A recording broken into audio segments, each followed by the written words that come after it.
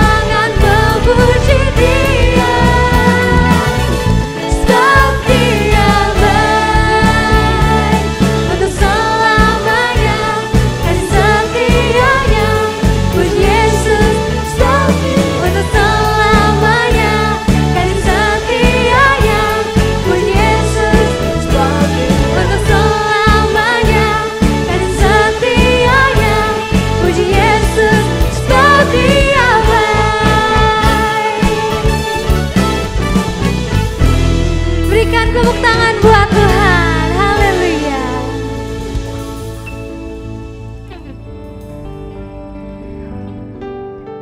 Mari pagi hari ini siapkan hati kita sebagai bejana yang siap untuk dibentuk oleh firman Tuhan.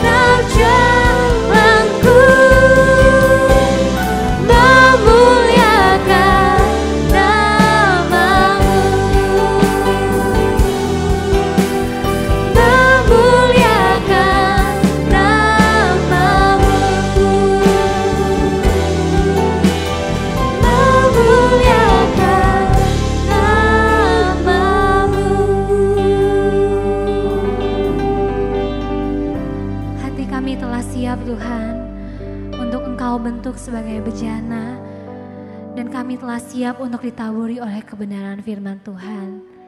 Kami mau buka hati kami, kami mau buka pikiran kami. Untuk Tuhan bicara buat kami pribadi lepas pribadi. Memberkati hamba-Mu Tuhan yang akan menyampaikan firman Tuhan. Biar setiap perkataan yang disampaikan adalah benar-benar perkataan yang berasal dari hikmat-Mu Tuhan. Terima kasih Bapa, di dalam nama Tuhan Yesus Kristus. Haleluya. Amin. Shalom jemaat Tuhan, selamat pagi. Puji Tuhan hari ini kita bisa beribadah kembali dalam ibadah raya kita walaupun dilakukan secara online.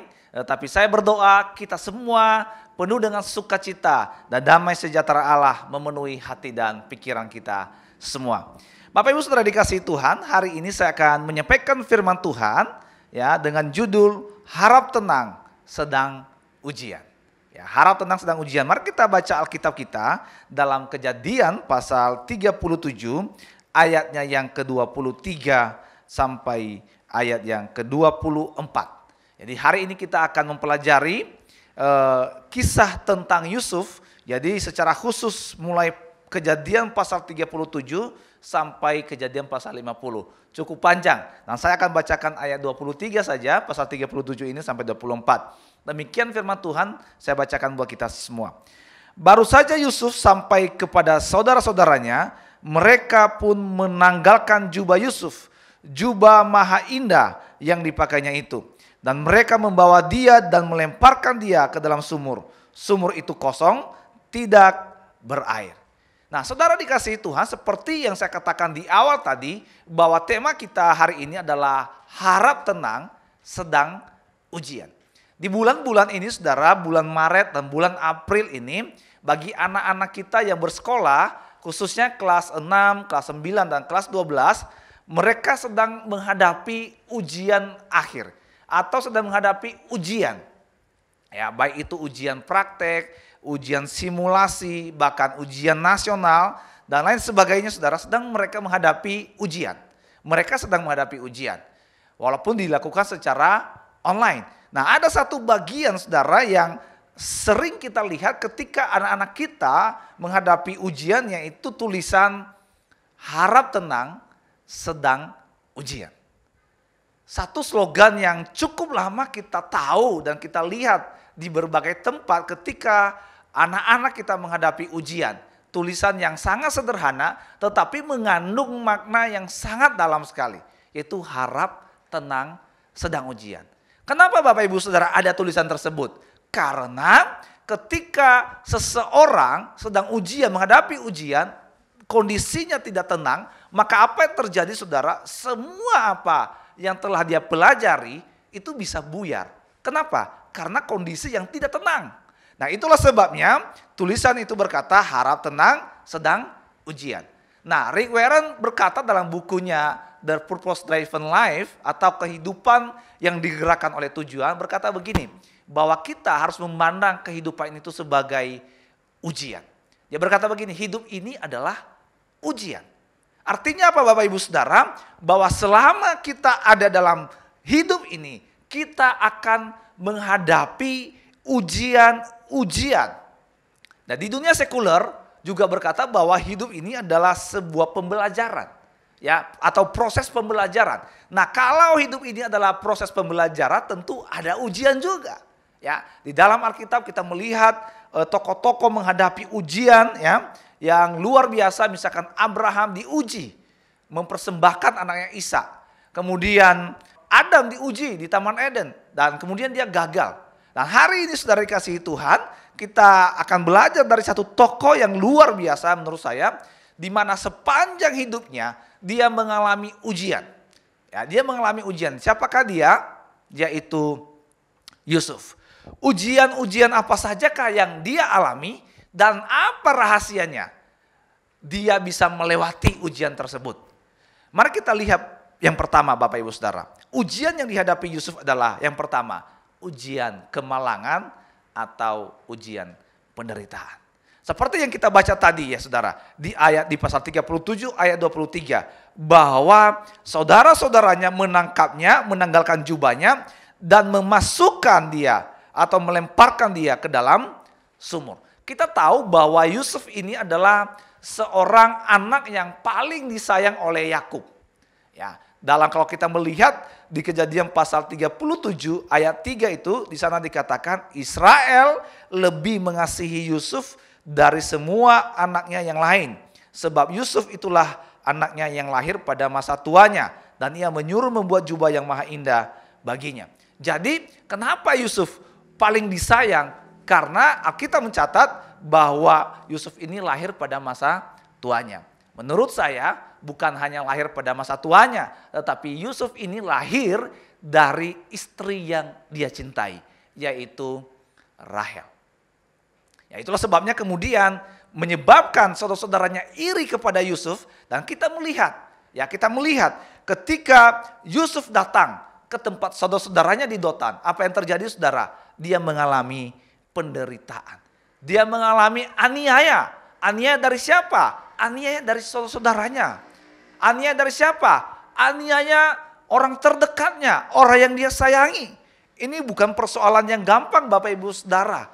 Kalau mungkin yang menganiaya kita orang lain, mungkin kita bisa dapat menanggungnya. Kenapa? Dia orang lain. Tetapi yang menyakiti Yusuf di sini adalah saudaranya sendiri. Ini bukan persoalan yang gampang. Ya, apalagi aniaya atau kemalangan atau penderitaan yang dialami oleh Yusuf, yaitu sudah dikasih Tuhan, dia dimasukkan ke dalam sumur. Ya, dimasukkan ke dalam sumur. Mungkin saja Yusuf meraung-raung, minta tolong, ya, minta dimaafkan dan lain sebagainya. Ya, tetapi saudaranya tidak mempedulikan. Kemalangan apa yang dialami oleh Yusuf Bapak Ibu Saudara? Dia dijual. Wah, ini bukan sesuatu yang gampang Bapak Ibu Saudara. Dia dijual. Dijual kepada siapa? Kepada orang Ismail. Setelah itu orang Ismail jual kembali kepada pegawai istana Firaun, yaitu Potifar. Kemalangan apa lagi yang dialami oleh Yusuf? Yaitu dia difitnah. Ya, dia difitnah dan masuk penjara. Suatu perjalanan yang menurut saya perjalanan yang menyakitkan, perjalanan yang menyedihkan. Bagaimana orang yang seharusnya melindungi Yusuf, justru itulah orang tersebutlah yang menganiaya dia, yang membuat dia menderita, yang membuat Yusuf mengalami penderitaan. Tetapi kita melihat di sini Bapak Ibu Saudara, ujian yang dialami Yusuf ini, dia mampu melewatinya. Nah, pertanyaannya adalah rahasianya apa? Apa yang membuat Yusuf ini bisa melewati ujian yang sedemikian rupa? Mari kita lihat dalam Kejadian pasal 45 ayat yang ke-4 dan 5. Demikian firman Tuhan, saya bacakan buat kita semua. Rahasia mengapa Yusuf bisa melewati semua ujian yang dialaminya itu. Ayat yang 4 dan 5, demikian firman Tuhan. Lalu kata Yusuf kepada saudara-saudaranya itu, mari dekat-dekat. Maka mendekatlah mereka, katanya lagi, akulah Yusuf saudaramu yang kamu jual ke Mesir. Tetapi sekarang janganlah bersusah hati dan janganlah menyesali diri karena kamu menjual aku ke sini, sebab untuk memelihara kehidupanlah Allah menyuruh aku mendahului kamu. Nah, saudara dikasihi Tuhan, apa rahasia mengapa Yusuf bisa melewati semua tantangan, semua penderitaan yang dia alami? Alkitab mencatat bahwa Yusuf ketika dia mengalami penderitaan, dia tidak mengomel-ngomel, dia tidak bersungut-sungut, dan dia tidak memaki-maki. Tetapi dia melalui semuanya itu dengan penuh sukacita. Rahasianya apa saudara? Rahasianya adalah ada di ayat yang kelima tadi. Karena dia memandang penderitaan yang dia alami itu dari kacamatanya Tuhan. Dia berkata, jangan bersusah hati, jangan takut. Sebab aku ada di sini bukan karena kamu. Bukan karena kamu menjual aku ke sini, bukan. Tetapi karena memang Tuhan yang menyuruh kamu menjual aku ke sini. Jadi dia memandang penderitaan yang dia alami itu suatu proses yang harus dilewati untuk satu tujuan yang besar. Yaitu memelihara bangsa yang besar. Wah, ini luar biasa saudara. Kalau kita mengalami penderitaan, mengalami kemalangan, dari kacamatanya Tuhan kita melihat penderitaan yang kita alami, maka kita tidak akan menyalahkan orang lain, Bapak Ibu Saudara. Kita tidak akan mencari kambing hitam. Kita tidak akan menyalahkan situasi, keadaan yang terjadi di sekeliling kita. Tapi pertanyaannya adalah, seringkali kita melihat persoalan yang kita alami, penderitaan yang kita alami dari kacamata kita sebagai manusia. Kita mungkin bertanya, mengapa saya harus mengalami ini? Mengapa saya harus mengalami persoalan yang bertubi-tubi ini?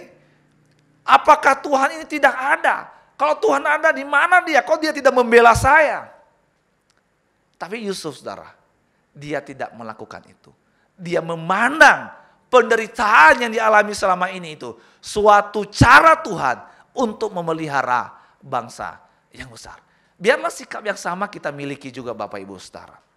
Saya teringat sebuah cerita, saudara, petenis pertama berkulit hitam yang bernama Arthur Ashe. Ya, Arthur Ashe ini adalah pemenang Grand Slam, ya, Amerika Open, Australia Open pada tahun 1970 dan pada tahun 1975 maksud saya, dia memenangkan Wimbledon Open. Ya, Wimbledon Open. Dan orang begitu mengaguminya. Nah, pada suatu hari, Bapak Ibu Saudara, Arthur Ashe ini mengalami serangan jantung sehingga dia harus dioperasi. Nah, karena dia dioperasi, Bapak Ibu Saudara, dia butuh transfusi darah. Ya, setelah dicari-cari dan ada orang yang menyumbang darah sesuai dengan golongan darahnya, dan ternyata, Bapak Ibu Saudara, ya, menjadi malapetaka bagi Arthur Ashe kemudian karena darah yang dimasukkan ke dalam tubuhnya itu tidak steril. Ya, tidak steril karena mengandung atau ada virus HIV. Ya, virus HIV.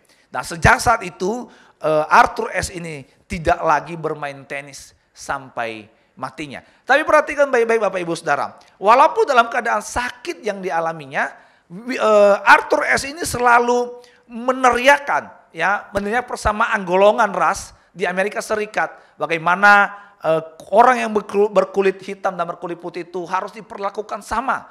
Termasuk politik apartheid yang terjadi di Afrika Selatan, Bapak Ibu Saudara. Dia meneriakan supaya diperlakukan sama. Ya, tidak membeda-bedakan. Nah, suatu hari, Bapak Ibu Saudara, seorang fans bertanya kepada Arthur Ashe begini. Arthur Ashe, pernahkah Anda bertanya kepada Tuhan? Mengapa harus Anda yang mengalami atau terserang penyakit HIV ini akibat darah yang tidak steril yang masuk ke dalam tubuh Anda? Bukankah di dunia ini banyak manusia? Bukankah di rumah sakit ini banyak pasien? Mengapa harus Anda yang mengalami penyakit ini? Lalu kemudian Arthur Ashe menjawab fansnya begitu. Dia berkata, tahukah Anda bahwa di dunia ini ada 50 juta orang yang ingin bermain tenis.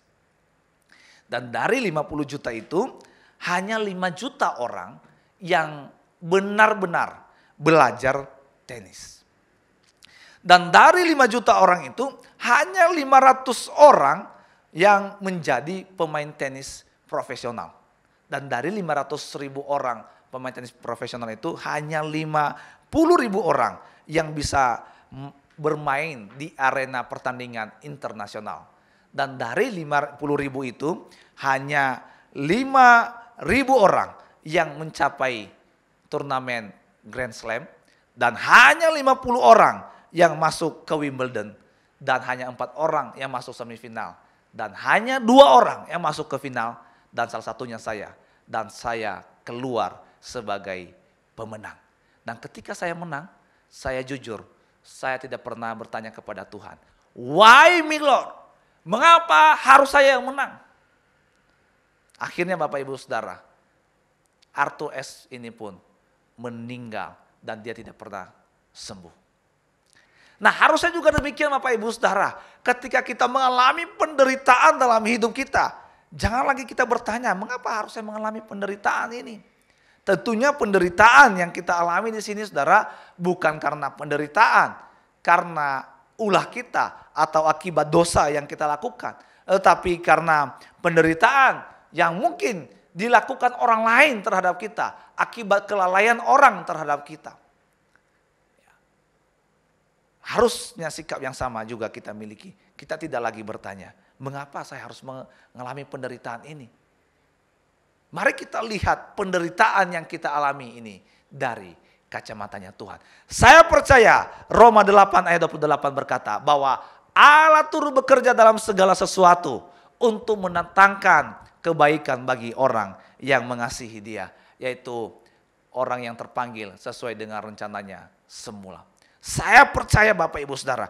Oleh karena itu, mari kita lihat ya masalah atau penderitaan yang kita alami ini dari kacamatanya Tuhan.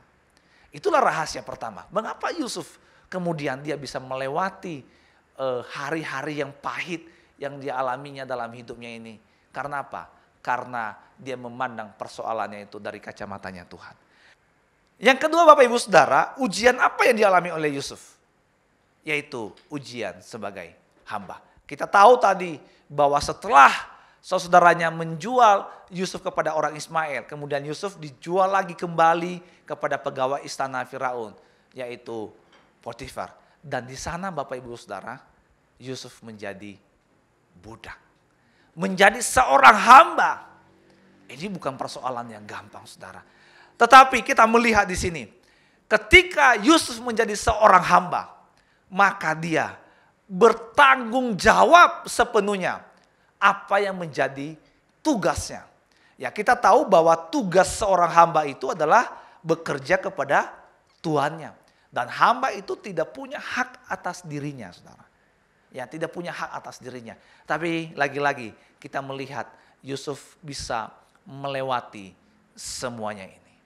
Bisa melewati semuanya ini, ya. Kita melihat, ya, Saudara dikasihi Tuhan, di Kejadian pasal 39 ayat yang Kejadian pasal 39 ayat yang ketiga dan keempat.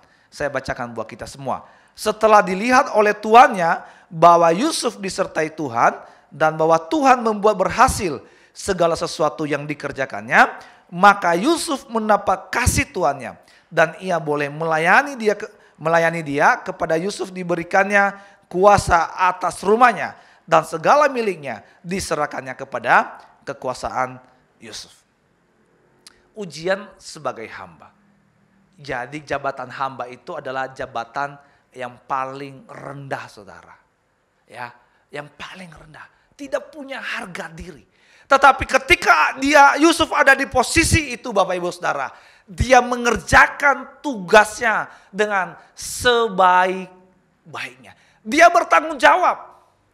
Kita mencatat di ayat keempat tadi, bahwa segala kepunyaan daripada Potifar itu ada di bawah kekuasaan Yusuf. Wah, ini luar biasa Saudara. Ini adalah mental pemenang Saudara. Ya, mental pekerja keras, mental orang yang bertanggung jawab. Ya. Ketika Yusuf ada di rumah bapaknya, di rumah ayahnya, pasal 37 ayat 12 berkata, Yakub berkata kepada anaknya, lihat kakakmu di padang. Apa yang terjadi dengan mereka? Apa jawabnya Yusuf? Ya Bapa. Dia melakukan tugasnya dengan baik. Dia tidak berbantah-bantahan. Ketika Yusuf kemudian ada di rumah Potifar, lagi-lagi Yusuf menjadi orang nomor satu di sana. Orang kepercayaan. Di rumah Yakub dia menjadi orang kepercayaan. Di rumah Potifar dia sebagai hamba menjadi orang kepercayaan. Di penjara kemudian Yusuf menjadi orang kepercayaan. Alkitab mencatat bahwa kepala penjara itu tidak lagi mengerjakan yang menjadi pekerjaannya. Semua diserahkan kepada Yusuf. Dan kemudian di istana Firaun Yusuf menjadi orang kepercayaan. Kenapa demikian Saudara? Karena Yusuf ini sudah teruji. Kapan diujinya? Yaitu ketika dia menjadi seorang hamba. Dia bertanggung jawab atas pekerjaannya. Makanya saya tidak heran melihat orang-orang yang bertanggung jawab terhadap pekerjaannya. Apapun itu, Tuhan akan angkat.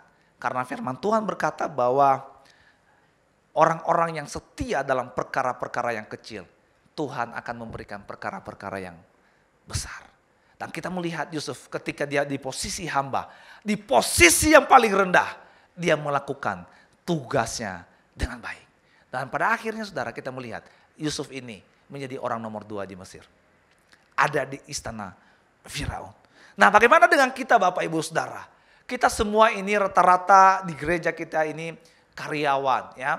Rata-rata kita bekerja atau ada di antara kita mungkin yang jadi pengusaha juga.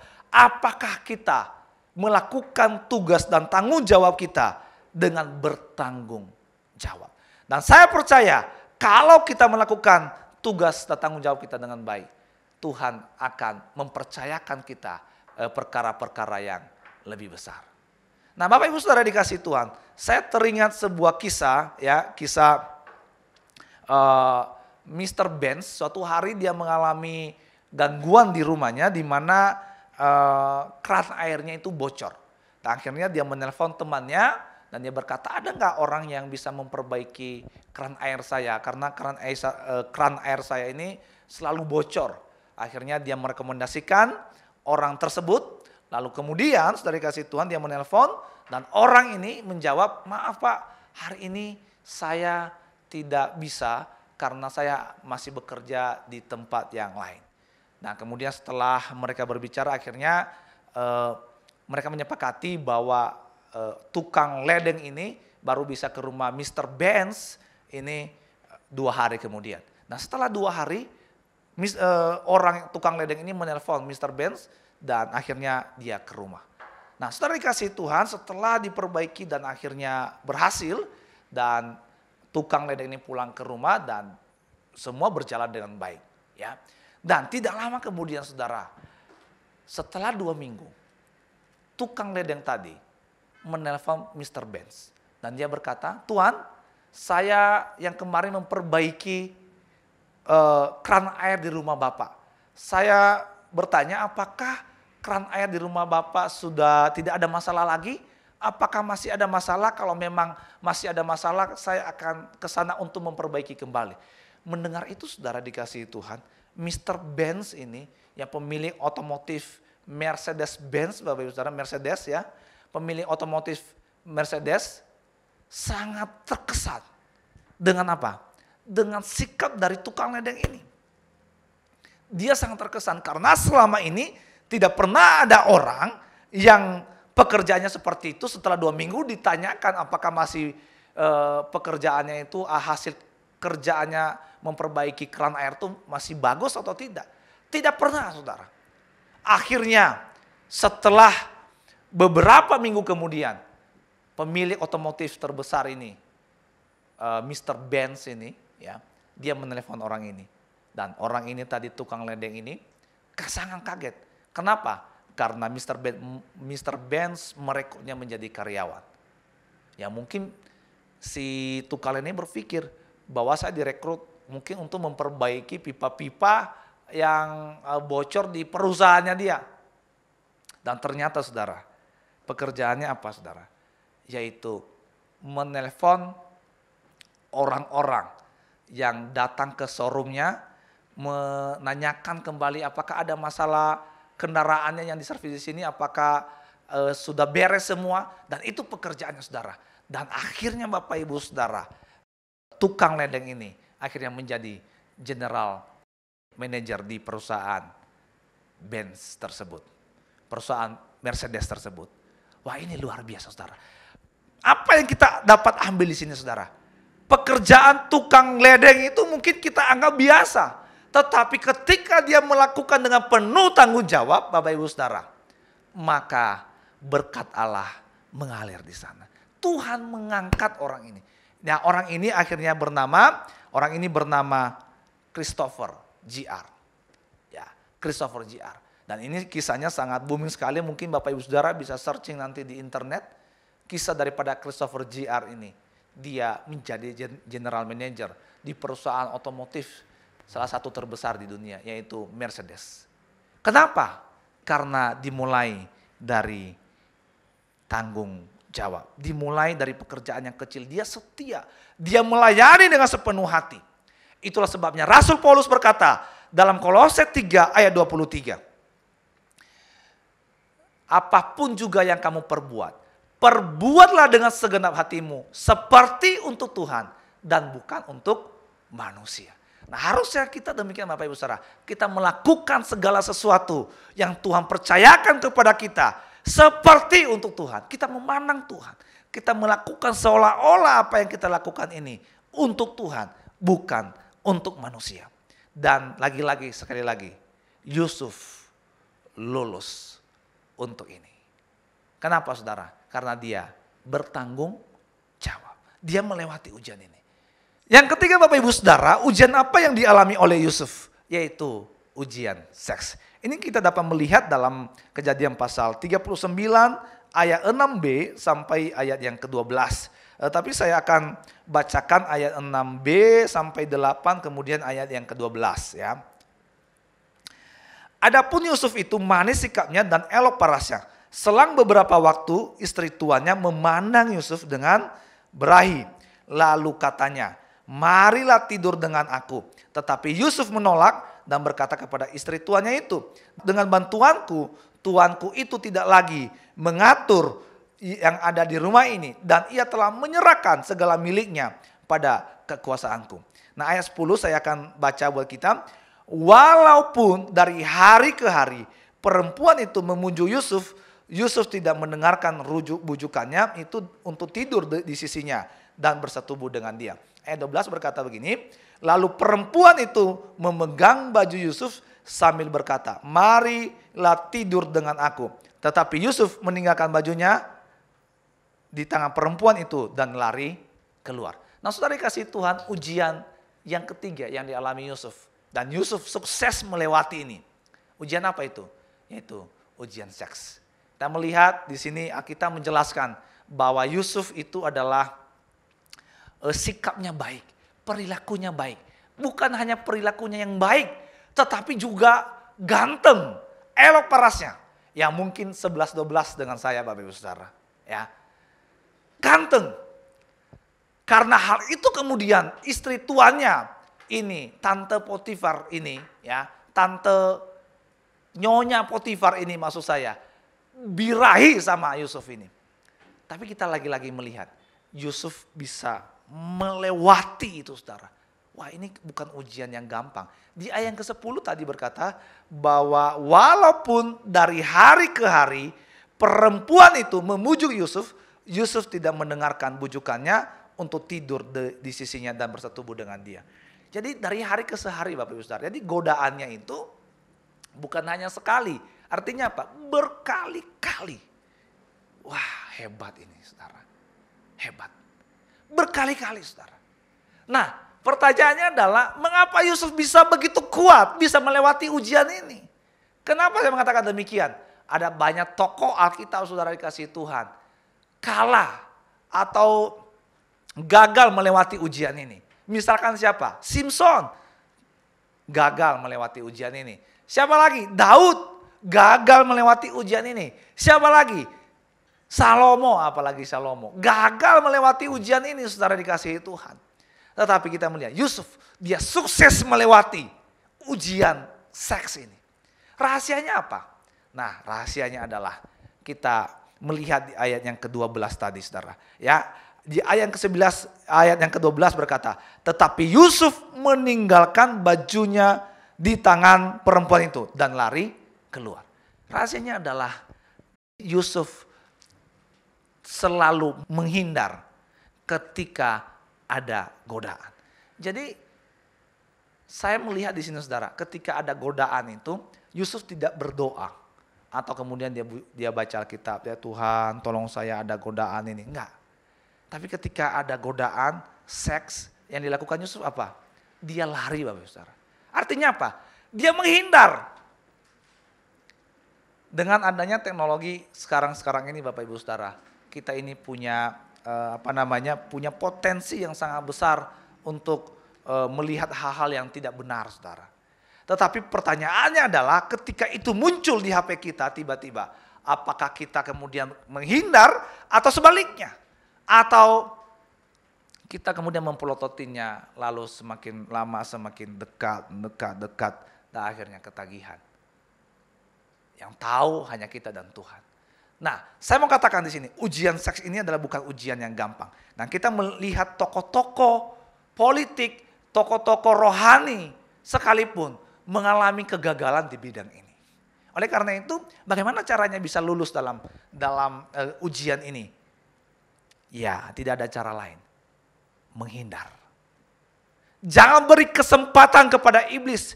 Jangan berikan celah ketika Yusuf ditarik oleh perempuan itu atau istri daripada Potifar ini. Yang dilakukannya, dia tidak berkata jangan dong, jangan. Enggak.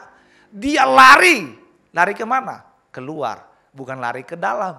Kalau lari ke dalam repot lagi saudara. Ya, repot lagi urusannya. Nah, saudara dikasih Tuhan, kita melihat di sini bahwa Yusuf bisa melewati ujian ini karena dia tidak memberikan celah bagi iblis. Dia menghindar dari godaan itu. Ini luar biasa Bapak Ibu Saudara. Saya percaya orang-orang yang jatuh ke dalam ujian seks ini bukan orang-orang yang tidak tahu dosa. Pasti tahu. Ya, bukan tidak tahu bahwa kalau melakukan itu adalah kejahatan di mata Tuhan. Pasti tahu.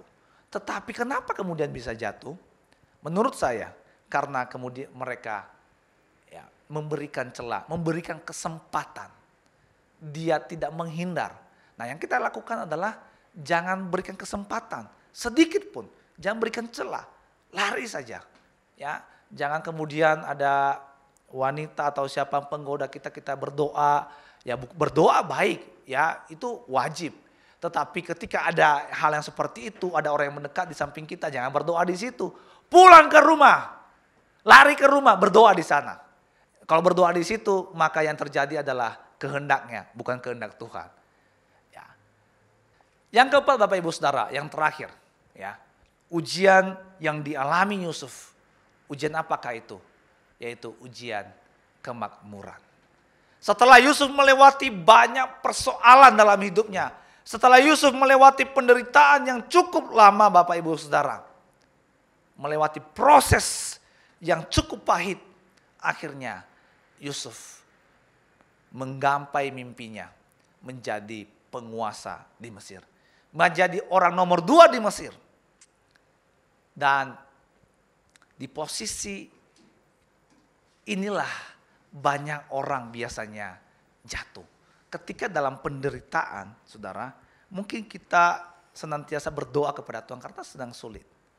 Tetapi ketika sukses biasanya banyak orang yang melupakan Tuhan.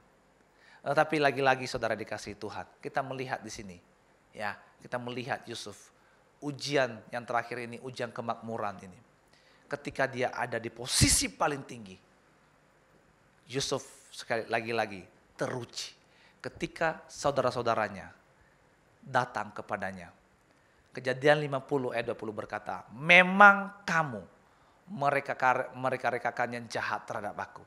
Tetapi Allah mereka-rekakannya untuk kebaikan. Yaitu untuk memelihara satu bangsa yang besar. Yusuf punya kesempatan untuk membalas saudara-saudaranya. Kenapa? Karena dia sudah jadi penguasa. Semua hal dia punya. Tetapi kita melihat di sini, ketika Yusuf makmur, lagi-lagi dia tidak melupakan Tuhan. Dia berkata, Tuhan mereka-rekakannya untuk kebaikan. Wah, ini luar biasa saudara dikasihi Tuhan. Banyak orang yang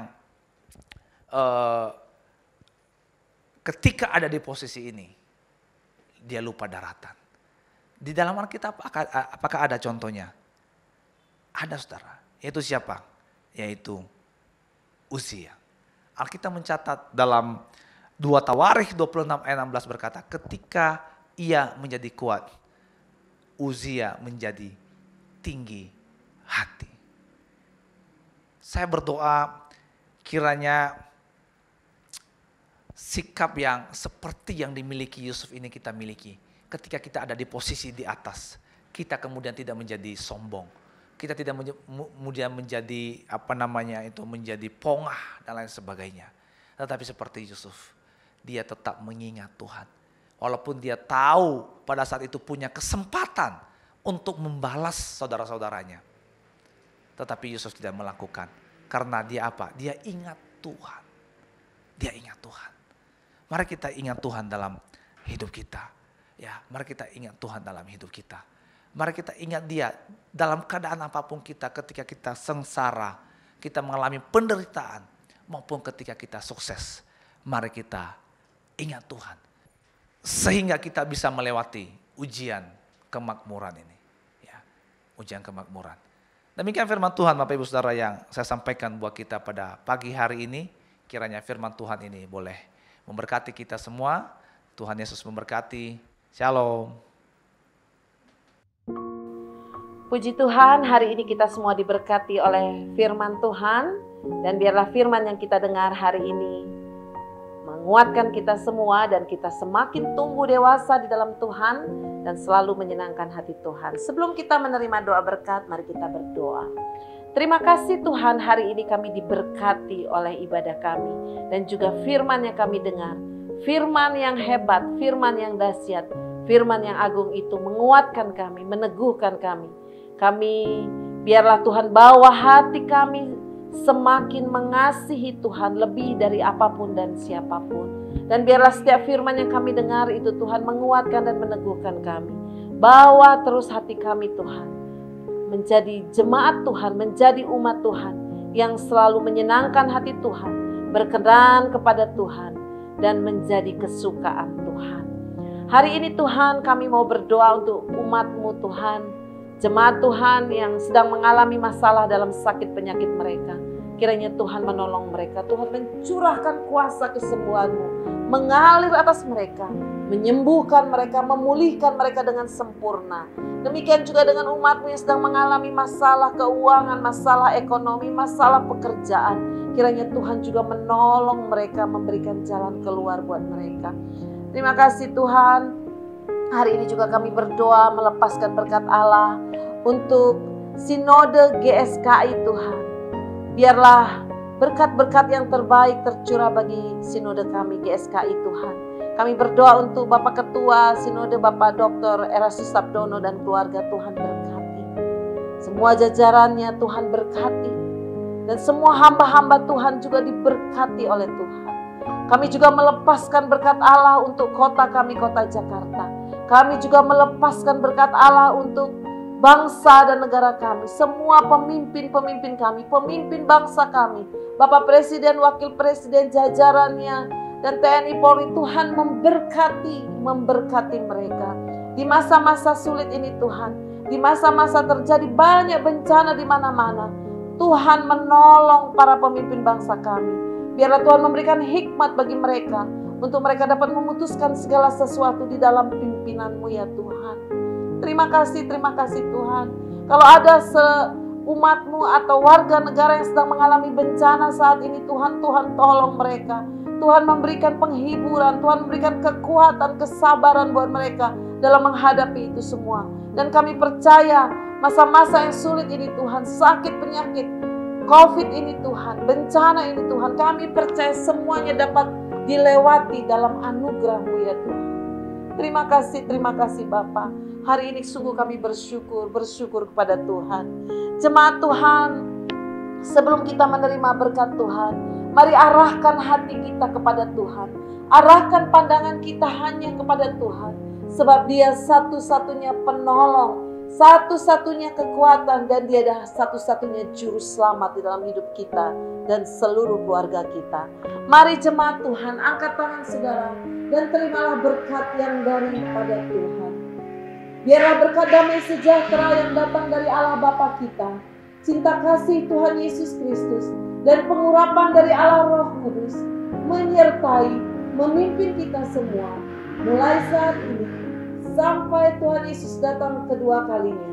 Di dalam nama Tuhan Yesus Kristus yang berkuasa, kami berdoa dan kami terima berkat-Mu ya Tuhan. Haleluya, haleluya.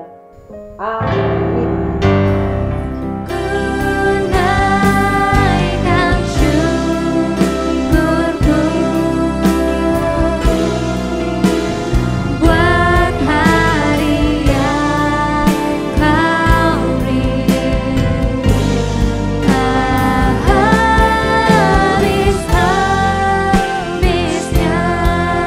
Kasih dan rahmat-Mu